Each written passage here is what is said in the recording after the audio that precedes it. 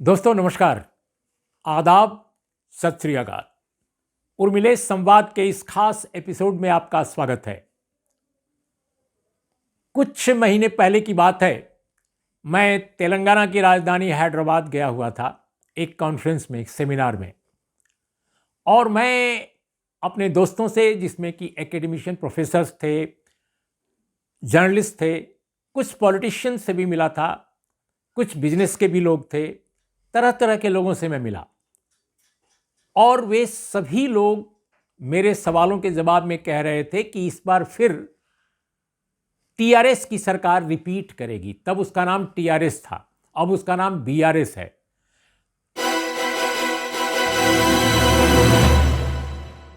तेलंगाना राष्ट्र समिति, जो अब भारत राष्ट्र समिति बन गया है, बीआरएस अपने को कहता है, क्योंकि उसकी राष्ट्रीय महत्वाकांक्षाएं अब हिलोरें ले रही हैं के चंद्रशेखर राव की और उनके परिवार की।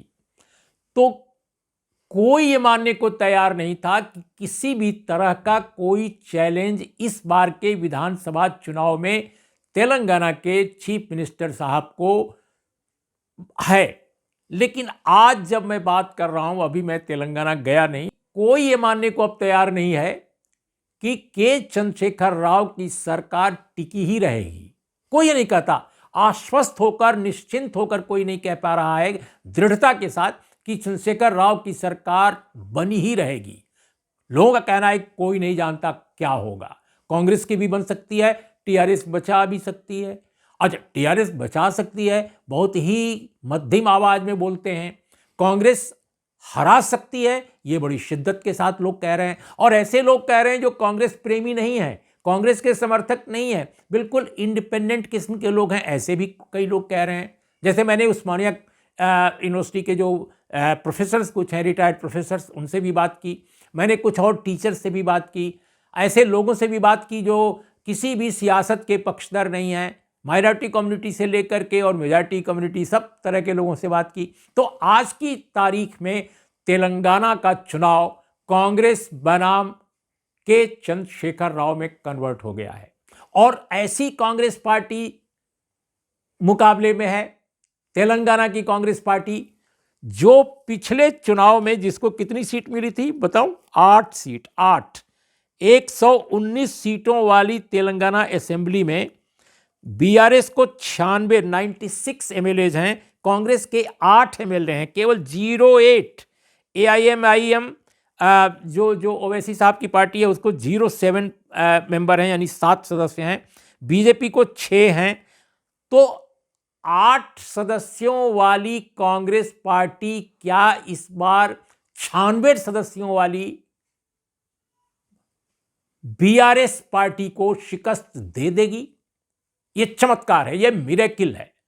अगर कांग्रेस पार्टी की आज ये स्थिति बन गई है तेलंगाना में ऑल ऑफ सडन, कुछ ही महीनों, बल्कि यूं कहा जाए जनवरी के बाद, तो फरवरी मार्च कह सकते हैं, वहां से शुरुआत होती है। तो यह मिरेकिल है क्या? यह चमत्कार है क्या? मैं आज आपको यही बात कुछ बताने जा रहा हूं। दोस्तों, मेरा जो असेसमेंट है, मेरा जो आकलन, मैं आपको पहले बता दूं कि मैं कई चुनाव कवर कर चुका हूं आंध्र प्रदेश का, और तब जब तेलंगाना आंध्र का हिस्सा था, लोकसभा के भी और विधानसभा के। उत्तर प्रदेश के जिलों में उतना नहीं मैं गया हूं, अनेक जिलों में, जितना कि आंध्र प्रदेश के तकरीबन हर जिले में, केरल के हर जिले में मैं गया हूं। और मैंने महसूस किया है कि आंध्र में और तेलंगाना में दोनों जगह जब चुनाव होता है तो यह बिल्कुल दिखने लगता है कि कौन जीत रहा है, कौन हार रहा है।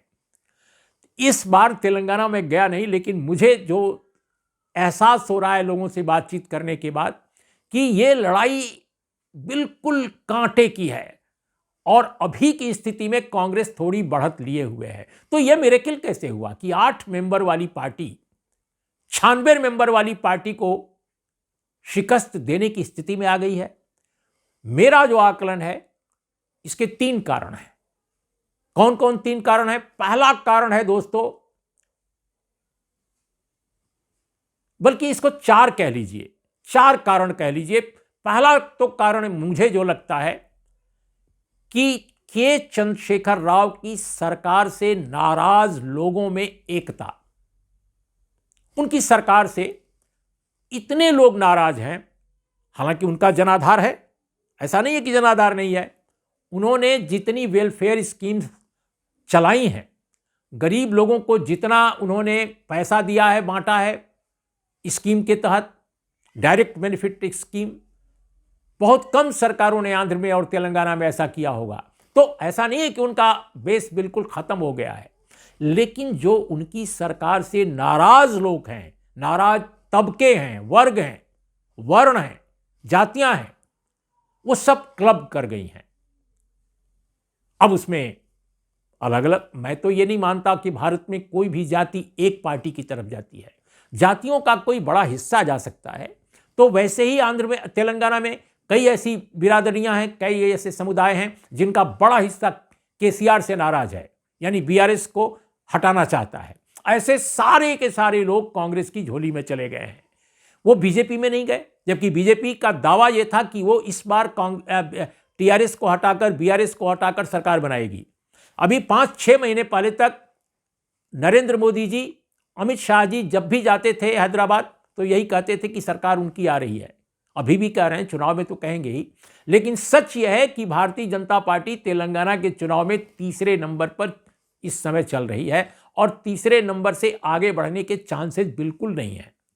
लेकिन तेलंगाना में कांग्रेस पार्टी अगर आगे बढ़ी है तो पहला कारण यह है कि जो नाराज लोग हैं केसीआर से, के चंद्रशेखर राव से, उनका बड़ा हिस्सा, सभी लोग मिलकर गठबंधन बन गया है सामाजिक रूप से, एक तरह से यूं कहा जाए, और वो कांग्रेस के साथ लामबंद हो गए हैं। पहला कारण। दूसरा कारण कि पिछले साल की सर्दियों में, जब सर्दियां शुरू हो रही थी और उसके बाद भी, राहुल गांधी जब पदयात्रा पर निकले थे तो उस पदयात्रा के दौरान काफी वक्त उन्होंने तेलंगाना में बिताया था। लोगों को बड़ा अचरज भी हुआ, लेकिन मुझे नहीं हुआ, क्योंकि मैं जानता था कि तेलंगाना का चुनाव 2023 में होने वाला है और ऐसी स्थिति में वो अगर वक्त वहां ज्यादा लगा रहे हैं तो ये नेचुरल है। और उन्होंने तेलंगाना के हर इलाके में खूब जम करके काम किया, खूब घुमा, खूब लोगों से मिले, गांव-गांव गए। उन्होंने उन गांवों में भी जाकर लोगों से मुलाकात की जहां बुजुर्ग औरतें अब भी इंदिरम्मा को याद करती हैं। इंदिरम्मा का मतलब इंदिरा मां, इंदिरा गांधी। इंदिरा गांधी के वो इसलिए क्यों याद करते हैं, क्योंकि गरीबों के बीच में बहुत सारी स्कीम्स गई, चाहे वो हाउसिंग की हो, चाहे बेनिफिट्स और हों, वो इंदिरा गांधी के जमाने में गई। वरना गरीबी इतनी ज्यादा थी, एक तरफ अमीरी थी, लैंडलॉर्ड्स थे, और दूसरी तरफ गरीब थे। लेकिन वही आंध्र अब ट्रांसफॉर्म हो गया है और उसको ट्रांसफॉर्म करने में सबका योगदान है, किसी एक पार्टी का नहीं है। तो राहुल गांधी ने इंदिरम्मा वाला जो बेस है पुराने लोगों में, उसके अलावा नौजवानों में उन्होंने बेरोजगार के लिए नई आशाएं जगाई। तो दूसरा जो फैक्टर है तेलंगाना में कांग्रेस के बढ़ने का, वो राहुल गांधी है। और तीसरा जो कारण है जो मुझे नजर आता है कि वो रेवंत रेड्डी, जिनको कांग्रेस के नेता के तौर पे कोई सीरियसली नहीं लेता था, क्योंकि वो कई पार्टियों में रह चुके थे, लेकिन जब वो इस बार कांग्रेस में आए और उन्होंने लड़ाइयां लड़ने लगे, तब उनको धीरे धीरे लोग गंभीरतापूर्वक लिए और हैदराबाद से चुनाव जीत गए। ये एक कॉन्स्टिट्यूएंसी है मलकाजगिरी, यहां से जब वो चुनाव जीत गए तो बहुत असर पड़ा उनका। और रेवंत रेड्डी आज की तारीख में एक बड़े नेता के तौर पे उभरे हैं, जो पीसीसी के प्रेसिडेंट हैं, और उनको एक तरह से अपनी राजनीतिक छाया दे रहे हैं मानिकराव ठाकरे, मध्य प्रदेश के ओबीसी नेता, बहुत मजबूत ओबीसी नेता माने जाते हैं। ये पीसीसी के प्रेसिडेंट भी रहे हैं, मिनिस्टर भी रहे हैं। और मानिकराव ठाकरे को राहुल गांधी का भरपूर समर्थन प्राप्त है। वो इस समय इंचार्ज हैं प्रदेश के कांग्रेस पार्टी की तरफ से, यानी ऑल इंडिया कांग्रेस कमेटी की तरफ से वो तेलंगाना के मामलों के राजनीतिक प्रभारी हैं। तो ठाकरे साहब, मानिकराव ठाकरे और रेवंत रेड्डी, यानी एक ओबीसी नेता और एक रेड्डी समुदाय से आने वाले, दबंग समाज से आने वाले, लेकिन सामान्य परिवार से हैं। अब भले ही वो समृद्ध परिवार हो गए हों, लेकिन बहुत सामान्य परिवार से आए, उनकी पृष्ठभूमि बहुत साधारण है। इन लोगों ने मिलकर तमाम ऐसे समुदायों में काम किया जो समुदाय सरकार से नाराज थे, तो मानिक राव और रेवंत रेड्डी की जोड़ी, उसने तेलंगाना में कमाल किया, चमत्कार किया। और एक संगठन हर जिले में पहले से था लेकिन बहुत बिखरा हुआ था, बहुत कमजोर था, वो रिवाइव कर गया। और जो चौथा कारण मुझे जो नजर आ रहा है दोस्तों, वो है कर्नाटक का चुनाव। कर्नाटक के चुनाव में बीजेपी को हराकर कांग्रेस का जीतना, सीतारमैया जैसे पॉपुलर लीडर का चीफ मिनिस्टर बनना, डी शिव कुमार का डिप्टी चीफ मिनिस्टर बनना, सीतारमैया और शिव कुमार दोनों ने मिलकर तेलंगाना जो पड़ोसी राज्य है उसके कांग्रेसियों को काफी सपोर्ट किया, हर तरह से सपोर्ट किया, मैटेरियल सपोर्ट भी, इंटेलेक्चुअल पॉलिटिकल सपोर्ट भी, हर तरह का उन लोगों ने उनको संरक्षण दिया। और निश्चित रूप से राहुल गांधी या मल्लिकार्जुन खड़गे के डायरेक्टिव्स के बगैर ये नहीं हुआ होगा। तो इन लोगों ने, अच्छा, लगातार ये लोग मीटिंग भी करते थे, जाकर वहां रैलियां भी करते थे। अभी सीतारमैया गए हुए थे वहां, चीफ मिनिस्टर जो कर्नाटक के हैं, और काफी प्रभाव पड़ा क्योंकि वो ओबीसी के स्वयं एक बहुत बड़े दिग्गज हैं ओबीसी समाज के, और तेलंगाना में ओबीसी बहुत बड़ी तादाद है। तो मुझे लगता है कि इन चार फैक्टर से कौन कौन, पहला जो केसीआर से नाराज तबके हैं, जो हिस्से हैं समाज के, उनका कांग्रेस की तरफ गोलबंद होना, दूसरी तरफ राहुल गांधी की पदयात्रा, भारत जोड़ो यात्रा, और तीसरा कारण मानिक राव ठाकरे का एक गाइडेंस, और रेवंत रेड्डी जैसे कांग्रेस नेताओं का एक पीसीसी प्रेसिडेंट के तौर पे कोऑर्डिनेशन करके और संगठन को मजबूत करना, और चौथा जो कारण मैंने बताया, तेलंगाना का पड़ोसी राज्य कर्नाटक में कांग्रेस सरकार का बन जाना। ये चार कारणों ने मिलकर तेलंगाना में कांग्रेस को जीवित कर दिया। जीवित ही नहीं कर दिया, वो इतनी जीवंत और वाइब्रेंट होकर के वो लगातार कदमताल करने लगी कि अब वो पता चला कि सत्ता की सबसे प्रबल दावेदार बन गई है। और के चंद्रशेखर राव जैसा बेहद समृद्ध राजनेता, बेहद चतुर राजनेता, वह भी मुश्किलात में फंस गए हैं। पहले जिनको लगता था कि इस बार कोई मुकाबला ही नहीं है, वो कड़े मुकाबले में फंसे हैं। भारतीय जनता पार्टी, नरेंद्र मोदी और अमित शाह जैसे बड़े नेताओं की अगुवाई के बावजूद, और जो काफी गेन कर रही थी तेलंगाना में, वो पिछड़ गई है, बेहद बुरी तरह पिछड़ी है। बीजेपी केवल कुछ एक हलकों में उसके कुछ पॉकेट्स हैं, लेकिन वो राज्य स्तर पर कोई अपना इंपैक्ट छोड़ पाने में इस समय कामयाब नहीं होती दिख रही है। तो देखिए तेलंगाना में होता है क्या।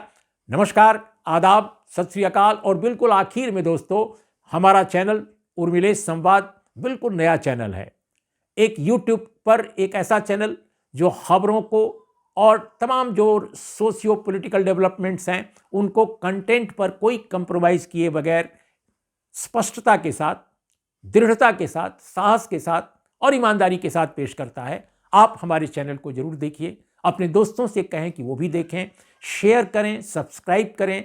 आपका सपोर्ट हमारी ताकत है। इतना ही, नमस्कार।